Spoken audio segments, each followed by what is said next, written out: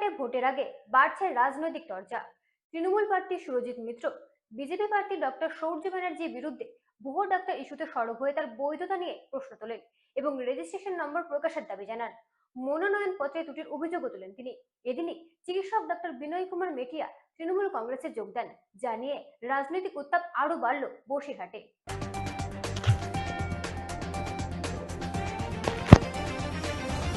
বসিরহাটে নির্বাচনী প্রচারে তীব্র আক্রমণ করলেন তৃণমূল কংগ্রেস প্রার্থী সুরজিৎ মিত্র ওরফে বাদল। বিজেপি প্রার্থী ডক্টর সৌর্য ব্যানার্জির বিরুদ্ধে ভুয়ো ডক্টর হওয়ার অভিযোগ তুলে তিনি প্রশ্ন তোলেন তার চিকিৎসক হিসেবে বৈধতা নিয়ে। বসিরহাট টাউন হলের এক পথসভায় দুই চিকিৎসককে পাশে বসে সুরজিৎ মিত্র বলেন, মানুষের জীবন নিয়ে খেলা করা উচিত নয়। শহর থেকে গ্রামে গিয়ে নিজেকে ডাক্তার পরিচয় দিয়ে ভোট চাওয়া এবং মিথ্যে প্রচার করা একটি মহান পেশাকে কলঙ্কিত করছে। তিনি বিজেপি প্রার্থীকে তার রেজিস্ট্রেশন নম্বর প্রকাশ করারও চ্যালেঞ্জ জানান। এছাড়াও তিনি অভিযোগ করেন, বিজেপি প্রার্থীর মনোনয়নপত্র এফিডেভিটে একাধিক ত্রুটি রয়েছে, যা নির্বাচন কমিশনের কাছে জমা দেওয়া হয়েছে। তার দাবি, এই ধরনের মিথ্যা প্রচার ভবিষ্যতে সাধারণ মানুষের ক্ষতি ডেকে আনতে পারে এবং এর জবাব জনগণের কাছেই দিতে হবে। অন্যদিকে এদিন বসিরহাটের চিকিৎসক ডক্টর বিনয় কুমার মেটিয়া তৃণমূল কংগ্রেসে যোগদান করেন। তার হাতে দলীয় পতাকা তুলে দেন প্রাক্তন বিধায়ক ডক্টর সপ্তর্ষি বন্দ্যোপাধ্যায়, সুরজিৎ মিত্র সহ অন্যান্য তৃণমূল নেতৃত্ব। সভামঞ্চ থেকে তৃণমূল প্রার্থী সরাসরি বিজেপি প্রার্থীর চিকিৎসক পরিচয় নিয়ে প্রশ্ন তুলে বিষয়টিকে রাজনৈতিকভাবে আরও তীব্র করে তোলেন।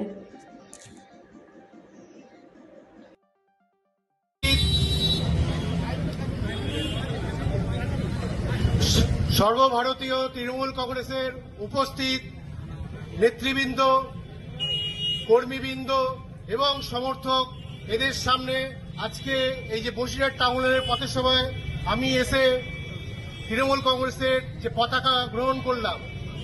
আমি ডক্টর বিনয় কুমার মেটিয়া বসিরহাটে দীর্ঘ 19 বছর ধরে প্র্যাকটিস করছি। আমি রাজনীতির জগতে কোনোদিনই ছিলাম না। আমি হচ্ছে একটি সমাজ সচেতন লোক, আমি একটি রাজনীতি সচেতন লোক।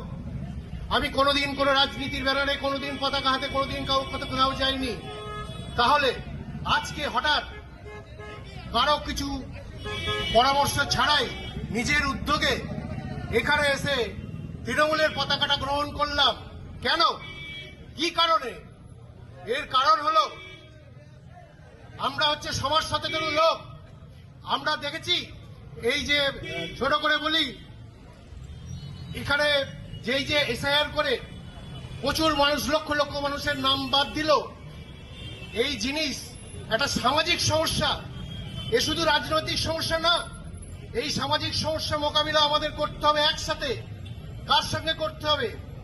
যে মমতা বন্দ্যোপাধ্যায়ের নেতৃত্বে এবং অভিষেক ব্যানার্জির সভাপতিত্বে তৃণমূল কংগ্রেস সমস্ত ধর্ম, সমস্ত জাতি, সমস্ত রকম মানুষকে সঙ্গে নিয়ে এগিয়ে চলেছে, তাকেই সঙ্গে দিতে হবে।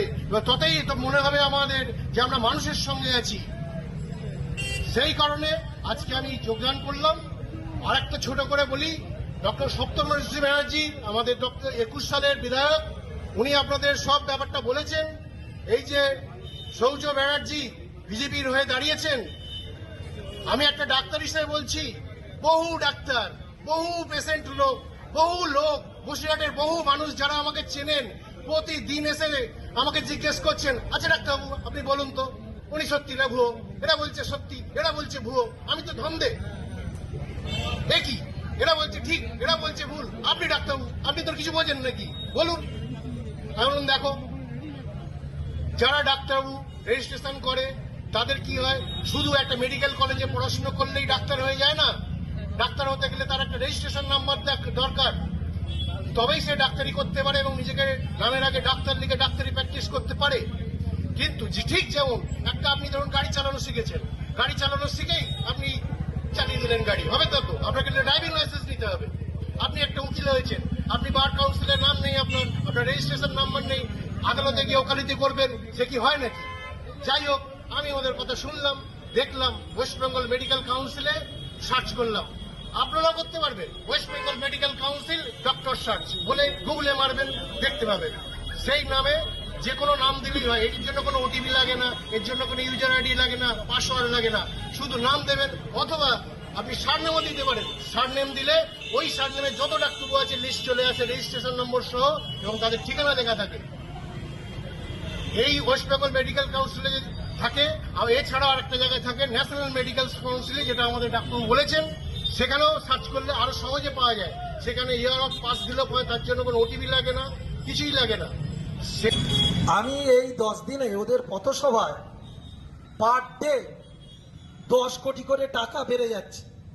আমি দেখলাম এখনই না থামালে আমার যা সম্পত্তির পরিমাণ হবে, সেই সম্পত্তির পরিমাণ আদানির সঙ্গে আমায় তুলনা করতে হবে। প্রথমে বলল 40 কোটি টাকা আমি এই পৌরসভা থেকে নিয়ে চলে গিয়েছি।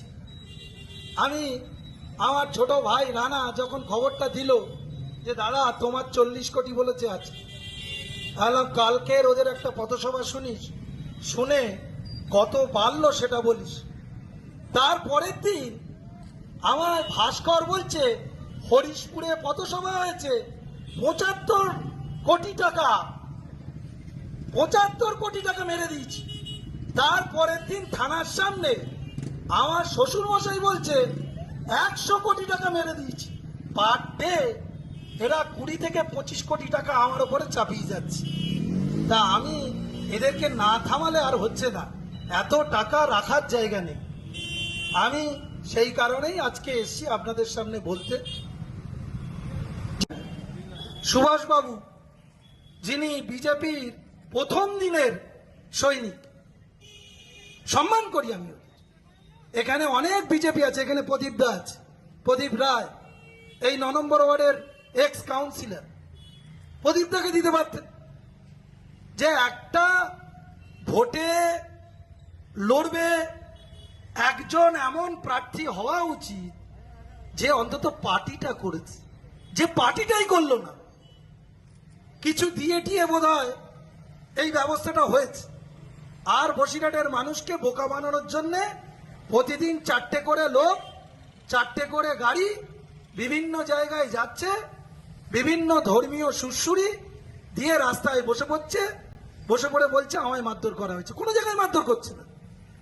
পিপাতে একটা রাস্তায় বসে পড়লো হঠাৎ। আমি ওখানকার নেতৃত্বদের জিজ্ঞেস করলাম যে কি ব্যাপার ভাই, ওখানে কি হচ্ছে? বলছে দাদা কোনো কারণ নেই, হঠাৎ এলো 4 জন সাধু, আমাদের বসিরহাটেও ঘুরে বেড়াচ্ছে, দেখবেন প্রত্যেকটা জায়গায় যাচ্ছে। সাধুদের আমরা সম্মান করি, আমি ব্যক্তিগত লেভেলে। ধর্মটা কিভাবে করতে হয় শ্রীনিবাসবাবু স্যারের কাছ থেকে আমি অন্তত পড়ার সময় শিখেছিলাম। উনি হিন্দু ধর্ম নিয়ে অনেকটা জানেন, আমি সম্মান করি ওই কারণে। আমি আমার ধর্ম করব, সিংহাসনে আমার দেবতা থাকবে, মন্দিরে আমার দেবতা থাকবে।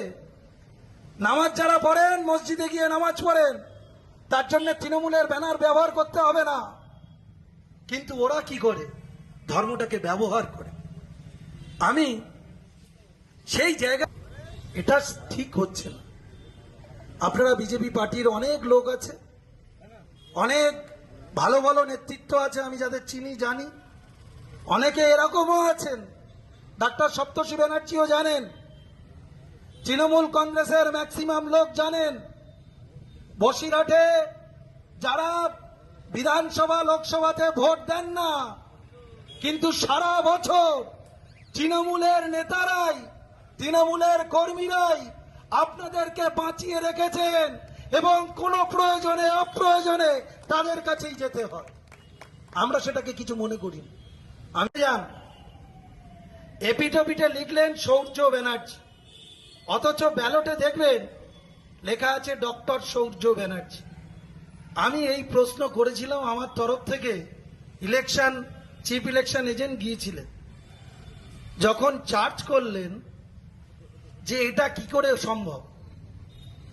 আমার নামের পাশে দেখবেন বাদল লেখা আছে ব্র্যাকেট দিয়ে, ব্র্যাকেটে বাদল মানে আমার নিক নেম, ডাক নাম বাদল। ডাক্তার সৌর্য ব্যানার্জি, ওটা নাকি ডক্টরটা ডাক নাম। আমি অবাক হয়ে গেলাম, 10C ফর্ম ফিল আপ করে ওই ডাক্তার শব্দটা নাকি ওর নিক নেম। ভাবুন মানুষকে বোকা বানানো যায় কিভাবে, কত রকম পদ্ধতিতে। 10C ফর্ম ফিল আপ করে আমি সুরজিৎ মিত্র আমার পাশে লাগালাম, বাদল, যেহেতু আমায় বাদল নামে সবাই চেনে। আর ও ডাক্তার শব্দটাকে রাখবে বলে আগে বসিয়ে দিয়ে বলছে ওটা আমার নিকনেম। আমি যখন ম্যাডামকে জিজ্ঞেস করলাম, ম্যাডাম এটা কিভাবে সম্ভব, বলছে এটা নির্বাচন কমিশনের নিয়ম আছে, কেউ আগে যা তা খুশি লাগাতে পারে, পরেও যা তা খুশি লাগাতে পারে। আমার নির্বাচন কমিশনের কাছে একটা প্রশ্ন এই পথসভার মাধ্যমে রেখে গেলাম। দেখুন, এটা হয়তো আজকে আমরা হালকাভাবে নিচ্ছি যে ডাক্তার শব্দটা নিকনেম হতে পারে, কিন্তু ভাবুন, ডাক্তার হচ্ছে আমাদের সমাজে সবথেকে সম্মানীয় একটা পোস্ট।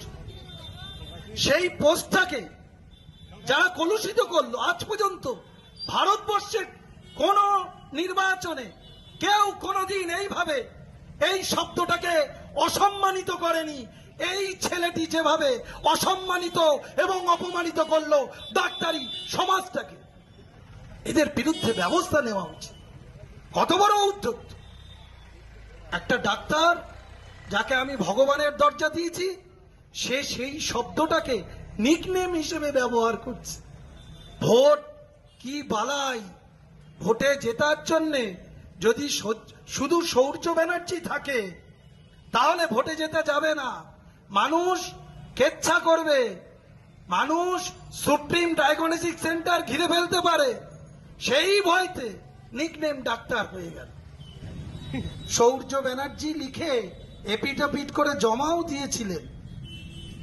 পরবর্তীকালে ওনার যখন সার্টিফিকেট চ্যালেঞ্জের মুখে, যখন ওনার রেজিস্ট্রেশনের মিল নেই, এসডিও অফিস থেকে ওনাকে বলা হয়েছে যে তুমি ভাই আগে এপিটাপিট চেঞ্জ করো, নাহলে কিন্তু স্কুটনিতে তোমার নাম বাদ চলে যেতে পারে।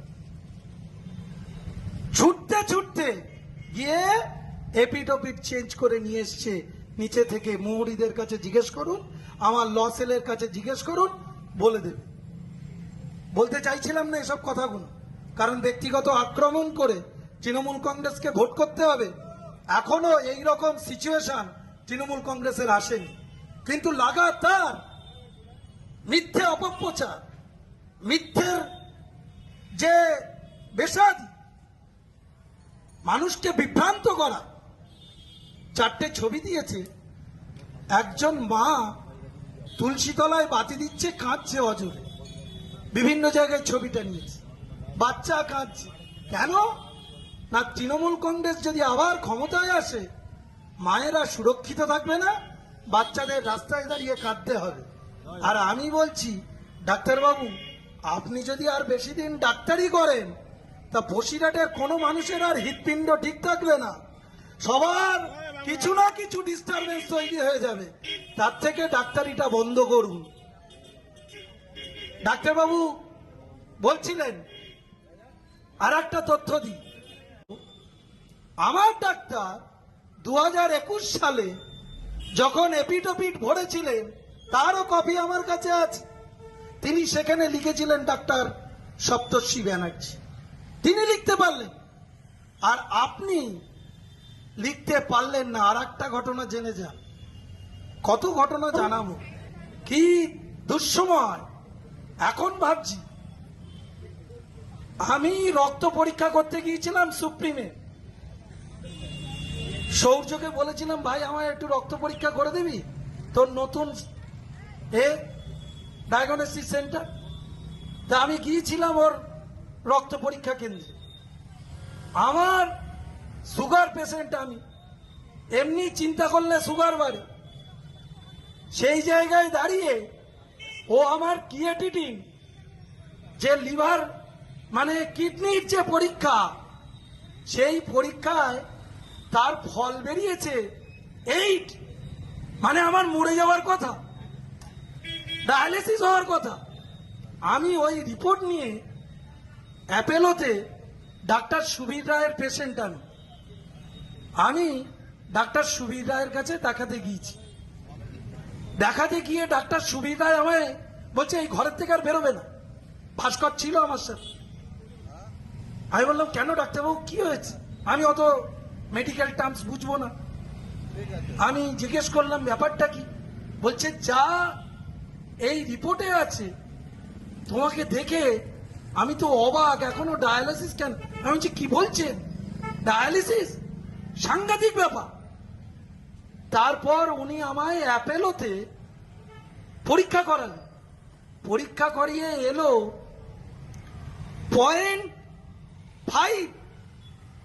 আমি তখন বুকে জল পেলাম যে না, মোরার থেকে বেঁচে গেলাম, এই রিপোর্ট যা এসছে। আমি তারপর ওখান থেকে ওকে ফোন করেছিলাম, ফোন করে বলেছিলাম যে ভাই এই রকম রিপোর্ট তোমার এখানে? বলছে দাদা ওটা মিস্টেক। তো এই রকম মিস্টেক কত লোকের সাথে হয়েছে এটা আমার জানা ছিল না। আর আজকে একটা তথ্য পেলাম যে ও ডাক্তারই না। তাহলে এত বড় ভণ্ডামি যারা করতে পারে, মানুষের জীবন নিয়ে যারা খেলতে পারে, তারা আগামী দিন বসিরহাটের মানুষের জন্য কি কাজ করবে এখানে প্রমাণ পায়। যদি কাগজপত্র দরকার হয় আমার কাছ থেকে নিয়ে যাবেন। উনি এপিটোপিটে লিখছেন।